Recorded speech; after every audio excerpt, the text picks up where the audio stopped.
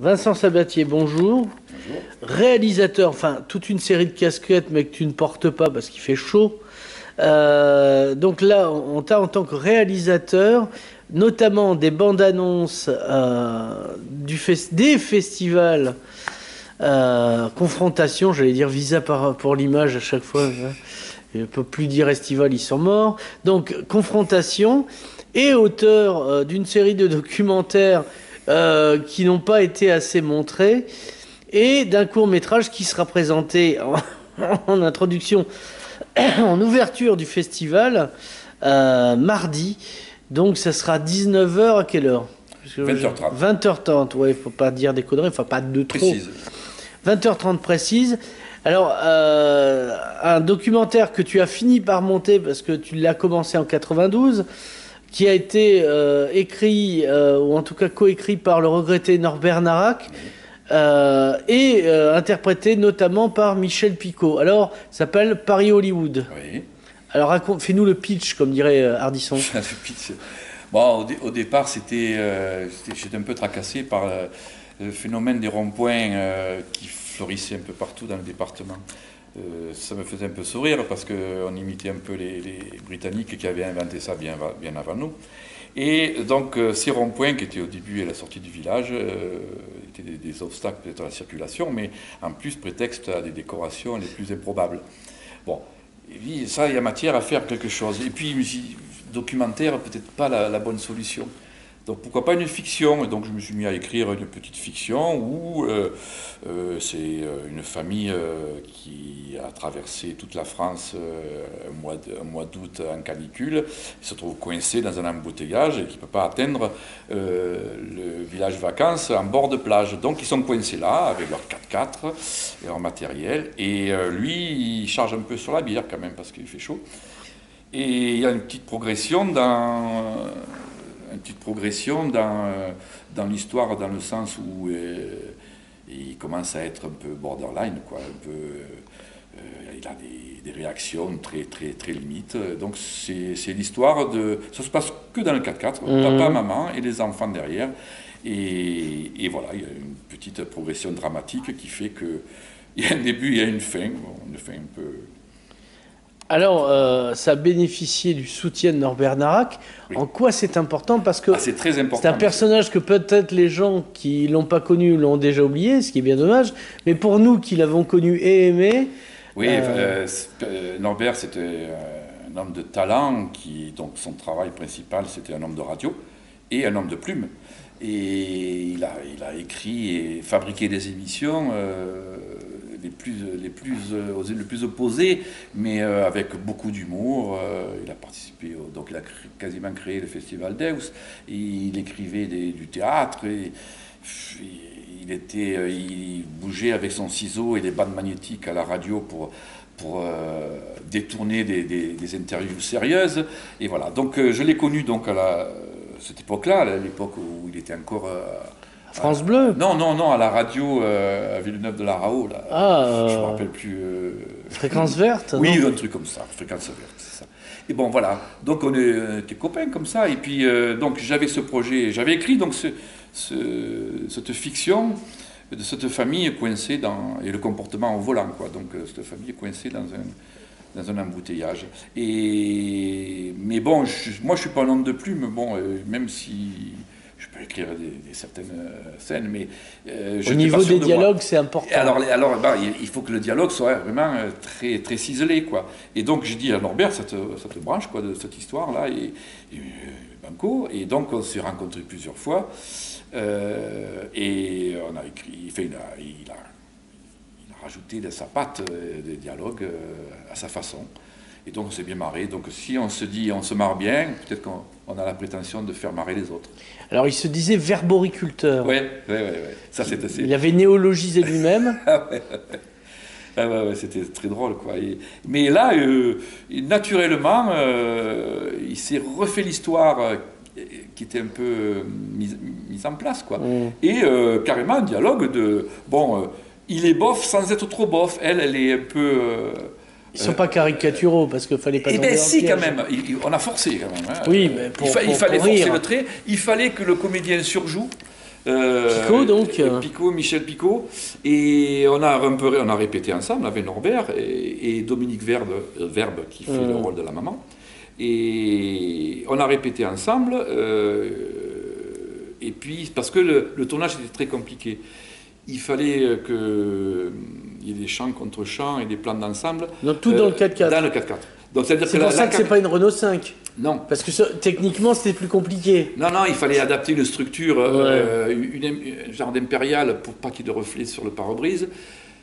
Ensuite, décorer l'intérieur, enfin plutôt l'extérieur des bagages, un canoë pneumatique, enfin, tout l'attirail d'été. Et surtout pour fixer la caméra, pour qu'elle ne bouge pas et qu'elle soit opérationnelle et bien précis. Donc tout ça, c'était un travail de préparation. Mais on revient à Michel Picot, il conduisait, il fallait qu'il dise son texte, et il fallait qu'il rajoute des petits trucs gestuels qui étaient écrits dans le scénario. Donc c'était pas facile. Et puis il avait des projecteurs qu'on avait fixés en plus, pour soutenir la lumière. Est-ce que c'est à ce moment-là, Vincent, que Michel Picot est devenu une femme, puisqu'il a pu faire plusieurs choses en même temps? Ah mais là il a bien pété les plombs, comme on dit. Et c'était le but de l'histoire. Bon, donc voilà, c'était pas si facile que ça, et je suis gré aux deux comédiens qui ont été extraordinaires. Alors, comédienne s'appelle comment Dominique Verbe.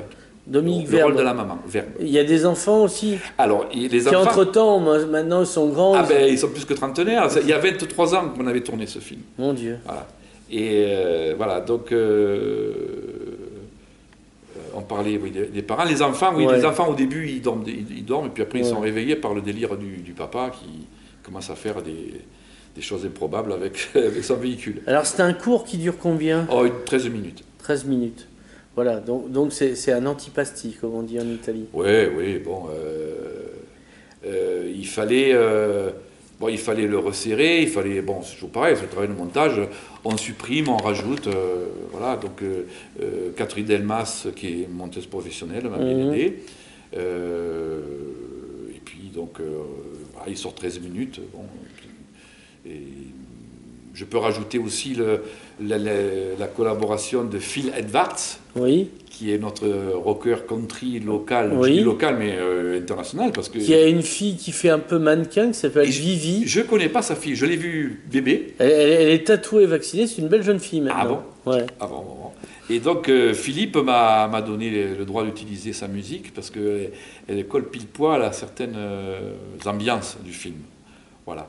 Ça, c'était la participation de Philippe. Et je rajoute aussi la participation de Bernard Pasquale, qui était donc notre motard catalan. Qui cascadeur aussi, parce que j'ai vu... Qui a été cascadeur pour des James Bond, et pour des Rémi Julien, etc. J'ai vu une démonstration, j'avais 12 ans, où il grimpait sur un bus avec sa moto qui faisait rampe, et il faisait plus de 30 mètres, comme ça, tu vois. Voilà. Donc je suis allé le voir, il était partant tout de suite, parce que bon, dans le film, il se passe quelque chose avec un motard de la gendarmerie, donc il joue le rôle, et voilà. Donc en fait, tu as su réunir les talents d'ici. Je dis pas locaux parce que de suite c'est péjoratif. Non, moi j'assume locaux, hein. Moi je suis local, voilà. et puis les techniciens qui m'ont aidé. Figurants, des voisins de chez moi. Il fallait des figurants en voiture aussi, parce qu'à un moment donné, heureusement qu'il y avait participation. Il y avait une autorisation pour de tournage, parce que j'ai voulu choisir exactement la zone commerciale avant le rond-point Renault. À l'époque, il y avait un rond-point. Oui, ça a changé. Et ça a bien changé. Mais c'était là qu'on a fait une cascade avec Bernard Pasquale. Maintenant, il y a une église Normand, quoi. Non, je plaisante. Je sais. Donc il y a le petit tunnel. On a tourné là dans cet environnement commercial, parce que je voulais ça. Et donc il fallait des figurants en voiture, puisque les motards ont coupé toute la circulation. D'ailleurs, moi je ne voyais plus rien, parce que j'avais toujours l'œil tourné dans la caméra, j'étais un peu dans ma bulle. Mais il paraît que ça a remonté jusqu'à EAS, la zone route de Narbonne. Parce que d'une part, les estivales, c'était le mois d'août, le temps était un peu bouché, tout le monde est venu faire les courses. Ça a foutu un bazar dans toute la ville, bon, je suis après. Alors, tu as fait des documentaires aussi. mais qui sont pas assez montrés. Un sur un dessinateur de BD, Dimitri. Après, il y a aussi L'historien du cinéma. l'historien du cinéma Mitry. Jean Mitry, alors toi t'aimes bien les Mitry hein, apparemment. Le troisième, il y en a d'autres. Non, c'est le hasard. Non, non. Si, on les a vus. L'Institut Jacques Vigo les a diffusés plusieurs fois. Bon, il faut peut-être attentif à la programmation, mais bon, c'est un credo particulier, l'histoire du cinéma. Bon, l'histoire de la bande dessinée. Bon, l'histoire de la bande dessinée, l'histoire de Dimitri, c'était donc un dessinateur de bande dessinée, mais il avait écrit aussi un livre qui a été un best-seller dans les années 60, qui s'appelait l'histoire du soldat. Non, le soldat oublié, pardon. Et c'était sa biographie à l'époque où il était enrôlé dans la Wehrmacht. Donc il a témoigné, donc c'était moitié dramatique, moitié BD, c'était une double casquette, un double portrait. Donc voilà, c'était ce documentaire-là. Donc en fait ça intéresse les historiens du cinéma. Non, ça peut intéresser tout le monde, parce qu'il y a la BD, non, quand je dis ça, c'est à minima. Oui, bon, on peut toujours lire l'histoire, parce que en plus il a écrit, c'est un récit de guerre, qui a été traduit en 25 langues ou 30 langues, donc ça a été un succès. Il existe d'autres documentaires sur Dimitri, justement? Non. Ah ben, c'est bien de le préciser, mon bon monsieur. Non, pas que je sache. Donc, Oh, maintenant il a arrêté de dessiner ces goulags, là, Eugène Crampon, tout ça, il a arrêté. Il les faisait aux éditions du Square, là, avec la bande de Charlie, d'ailleurs. Il connaissait Reiser, c'était son copain, c'était son grand copain, Reiser. Bon, voilà, donc et maintenant, bon, il doit avoir 88 ou 89. Ouais, s'il a un et peu il fait la continue guerre. de peindre, là, il fait toujours des illustrations, là, il vit dans l'abri. Ouais, il a un peu ralenti un peu son activité, mais bon, c'est tout. Et quoi d'autre comme documentaire? On a parlé de Mitry et de Dimitri, mais... Oh, mais pas... Je sais, non, pas plus, pas que je sache. On te l'aurait dit. On me l'aurait dit.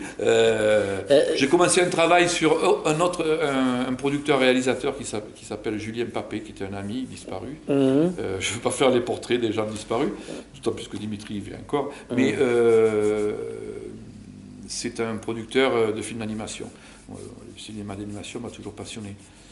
J'avais fait aussi un documentaire sur Marcel Holmes aussi, voilà, un portrait. Voilà. Alors, c'est toi qui fais les bandes annonces de chaque festival. Oui. Alors, c'est quoi le principe? Le principe, c'était de faire un petit clip annonçant le long métrage. C'était plutôt diffusé en soirée. Je ne sais pas cette année, on va faire pareil. Hein. Donc, c'est un petit clip qui résume un peu la programmation d'une façon... Si est-ce qu'on peut les retrouver, ceux-là? Parce que tu les as pas sur Internet. Oui. L'année dernière, on a fait 30 ans de générique et ça a été diffusé, ça a été montré en boucle dans l'exposition du Palais des Congrès. Et c'est sur Internet, là? Ah non. Tu n'aimes pas Internet. Non, c'est du cinéma. c'est voir un grand écran. C'est vrai que c'est le premier plaisir de voir un grand écran. Donc c'est une prétention peut-être, mais de voir les choses en timbre-poste, ça n'imprègne pas de la même façon. J'ai un grand écran chez moi. Ah ouais, bah c'est bien. Sur lequel je vois Internet. Vincent Sabatier, merci. Merci.